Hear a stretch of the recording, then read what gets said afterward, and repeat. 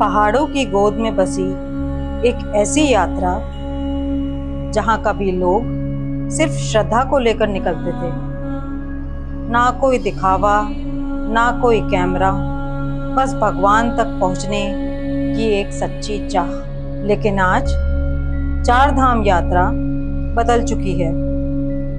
अब यहाँ सिर्फ भक्त ही नहीं आते, यहाँ आते हैं लग्जरी ट्रैवलर्स, यहाँ आते हैं ब्लॉगर्स, यहाँ आते हैं रील्स बनाने वाले क्रिएटर्स, और कुछ लोग तो शायद सिर्फ इसलिए आते हैं ताकि सोशल मीडिया पर लिख सकें डन विद चार धाम।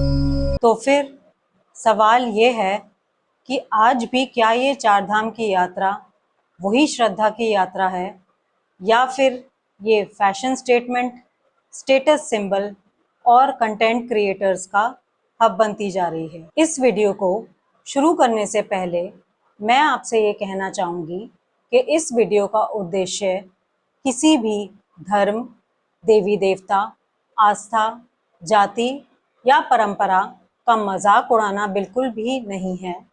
मैं आप सबकी भावनाओं और विश्वासों का सम्मान करती हूँ।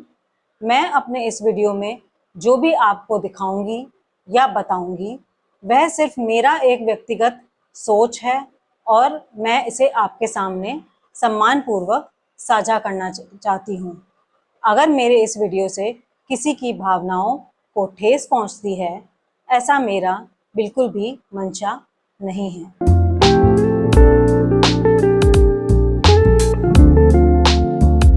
सबसे पहले हमें ये समझना होगा कि ये यात्रा कोई एक मनोरंजक ट्रिप नहीं है। हिंदू परंपरा के अनुसार यह यात्रा एक आध्यात्मिक यात्रा है। उत्तराखंड के चार धाम गंगोत्री, यमुनोत्री, बद्रीनाथ और केदारनाथ यह सिर्फ मंदिर नहीं हैं, बल्कि ये तप, धैर्य, विश्वास और समर्पण के प्रतीक हैं। पहले के समय में लोग इस यात्रा पर जब निकलते थे तो उसके पीछे एक अलग ही भावना होती थी। कई लोग इसे जीवन की सबसे बड़ी धार्मिक यात्रा मानते थे। किसी की मनोकामना, किसी का व्रत, किसी का कर्जा उतरने जैसा भाव, किसी का भगवान से जुड़ने का प्रयास। यात्रा आसान बिल्कुल भी नहीं थी। रास्ते बहुत कठिन थे, सुविधाएं कम थीं, लेकिन शायद इसी कठिनाई में उस यात्रा का आध्यात्मिक अर्थ भी छिपा था। क्योंकि जब इंसान सुविधा छोड़कर, अहंकार छोड़कर, शरीर की थकान सहकर प्रकृति और भगवान के सामने खड़ा होता था, तभी उसे अपनी असलियत समझ में आती थी। लेकिन अब तस्वीर बदल चुकी है। आज ये चार धाम यात्रा एक धार्मिक यात्रा नहीं रही है। यह tourism industry, social media trend and बहुत सारे लोगों के लिए लाइफस्टाइल अचीवमेंट बन चुकी है। आज यात्रा के साथ क्या जुड़ गया है?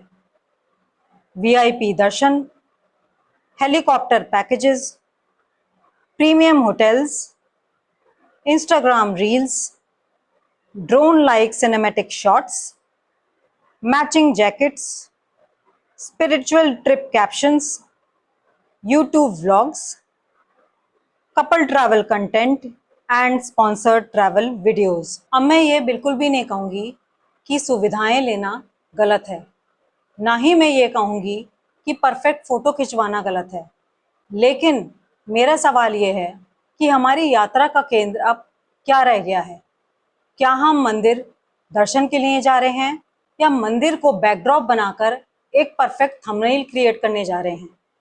क्या हम भगवान को महसूस करने जा रहे हैं, या फिर हम अपने फॉलोअर्स को इम्प्रेस करना चाहते हैं? अब बात करते हैं उस एंगल की जो काफ़ी लोगों को सोचने पर मजबूर भी करता है और काफ़ी लोगों को चुभता भी है, कि क्या ये चार धाम यात्रा एक फैशन स्टेटमेंट बनती जा रही है?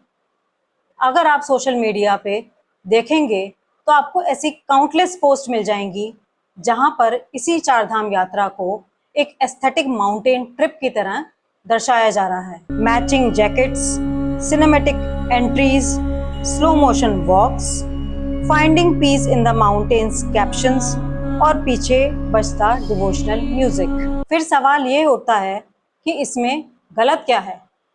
गलत इसमें कुछ भी नहीं है जब तक मंदिर की गरिमा बनी रहे, जब तक मंदिर एक फोटोशूट लोकेशन ना बन जाए, जब तक श्रद्धालुओं के बीच में खड़े होकर कोई परफेक्ट रील क्रिएट करने की कोशिश ना करे, जब तक स्टेज इमोशन, लाउड एक्टिंग या देखो मैं कितना स्पिरिचुअल हूँ ऐसा दिखावा कोई श्रद्धालुओं के बीच में करने की कोशिश ना करे। ध्यान देने वाली बात यह है कि आस्था निजी होती है और प्रदर्शन सार्वजनिक। और जब भी ये आस्था का प्रदर्शन बढ़ने लगता है तो लोग अक्सर ये सवाल पूछते हैं कि क्या ये भक्ति है या फिर कोई ब्रांडिंग। अब आते हैं इस यात्रा के सबसे इंटरेस्टिंग पार्ट पर कि क्या ये यात्रा कंटेंट क्रिएटर्स का हब बन चुकी है? तो मेरा जवाब होगा हाँ, काफ़ी हद तक। लेकिन इस पिक्चर के दो हिस्से हैं जो कि मैं आपको बताती हूँ। पहले हिस्से में आते हैं अच्छे क्रिएटर्स। कुछ क्रिएटर्स बहुत अच्छा काम कर रहे हैं। वे रूट इन्फॉर्मेशन देते हैं, वेदर अपडेट बताते हैं, hotel parking, registration, helicopter, medical points, road condition सब समझाते हैं। सीनियर सिटीजन्स के लिए हेल्पफुल टिप्स देते हैं। सीनियर सिटीजन्स के लिए काफ़ी हेल्पफुल टिप्स देते हैं। किस रूट पर लैंडस्लाइड का रिस्क है, कहाँ हमें पहले से ही फ्यूल भरवा लेना चाहिए, ऐसी जानकारी जेन्युइनली काफ़ी लोगों की मदद करती है। और दूसरी तरफ ऐसे क्रिएटर्स हैं जिनके लिए उनका कंटेंट ही उनका सब कुछ है। मंदिर के बाहर ड्रामेटिक रिएक्शन, कैमरे को बार बार ऑन एंड ऑफ, भीड़ के बीच लाउड कमेंट्री जिसमें ये बोलना कि हम दरबार पहुंच चुके हैं और देखिए मैंने आपको घर बैठे बैठे ही भगवान के दर्शन दिखा दिए हैं। तो फिर अब आप मेरे इस चैनल को लाइक, शेयर एंड सब्सक्राइब करना ना भूलें। डेंजरस शॉट्स को देना, हेलीकॉप्टर राइड्स को एक लग्जरी फ्लेक्स की तरह दिखाना, एंड कभी कभी लोकल रूल्स एंड लोगों की सेंसिटिविटी की भी बिल्कुल परवाह नहीं करना। और तभी से दिक्कत शुरू हो जाती है क्योंकि यात्रा की गरिमा तो पीछे छूट जाती है और क्रिएटर अपने आप को ही इस स्टोरी का हीरो बना देता है। एक पल के लिए सोचिए कि अगर ये सोशल मीडिया ना होता, ना ही कोई फोटो होता, ना कोई रील बनती, ना कोई व्लॉग बनता और ना ही कोई कैप्शन पॉसिबल होता, तो क्या आप ये यात्रा करते? अगर आपका जवाब हाँ है तो आपकी यात्रा श्रद्धा से है। अगर आपका जवाब हाँ है लेकिन कंटेंट भी बना लेते तो भी कोई बुराई नहीं है अगर आप इन दोनों चीज़ों के बीच में संतुलन बना पाएं।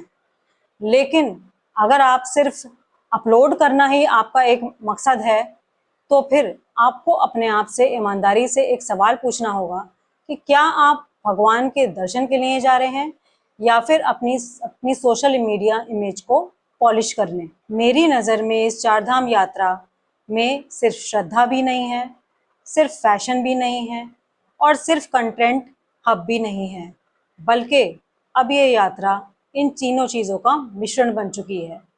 हाँ, यहाँ श्रद्धा है, बहुत ही गहरी, बहुत ही सच्ची और बहुत ही व्यक्तिगत। यहाँ पे दिखावा है क्योंकि कुछ लोग अपनी स्पिरिचुअल ट्रिप को सोशल डिस्प्ले करना पसंद करते हैं। और हाँ, यहाँ पे कंटेंट क्रिएटर्स का हब भी है जहाँ पे एक और कुछ ऐसे क्रिएटर्स हैं जो आपको बहुत ही यूज़फुल इंफॉर्मेशन देते हैं और कुछ और ऐसे क्रिएटर्स हैं जो कि अपने कंटेंट को ही सुपरफिशियल बना देते हैं और अपने आप को ही स्टोरी का हीरो समझते हैं। बात और फ़र्क सिर्फ जगह का नहीं, आपकी नीयत में है। एक ही मंदिर के सामने कोई हाथ जोड़कर रो रहा होता है, कोई अपने परिवार की खुशियों की दुआ मांग रहा होता है, कोई वेदर अपडेट रिकॉर्ड कर रहा होता है और कोई परफेक्ट थंबनेल को शूट करने की कोशिश कर रहा होता है। जगह वही है, भगवान भी वही है, पहाड़ भी वही है, बदला है तो इंसान का उद्देश्य। तो हमें अब ये सवाल नहीं पूछना चाहिए कि चारधाम यात्रा है या फैशन स्टेटमेंट, बल्कि हमारा सवाल ये होना चाहिए कि आपके लिए चारधाम यात्रा क्या है। मैं इस चारधाम यात्रा के खिलाफ बिल्कुल भी नहीं हूँ, बल्कि मैं बस ये कहना चाहती हूँ कि जहाँ बात आस्था की हो तो हमें शांति भी बनाना ज़रूरी है। जहाँ बात भगवान की हो तो हमें विनम्र होकर चलना भी ज़रूरी है। और जहाँ यात्रा आत्मा की हो वहाँ कैमरा दिल से बड़ा होना नहीं चाहिए। तो अगर तो अब आप मुझे बताइए, कमेंट्स में अपनी राय ज़रूर लिखिए। और मेरा अगर ये वीडियो आपको पसंद आया हो तो मेरे इस वीडियो को लाइक कीजिए और शेयर कीजिए।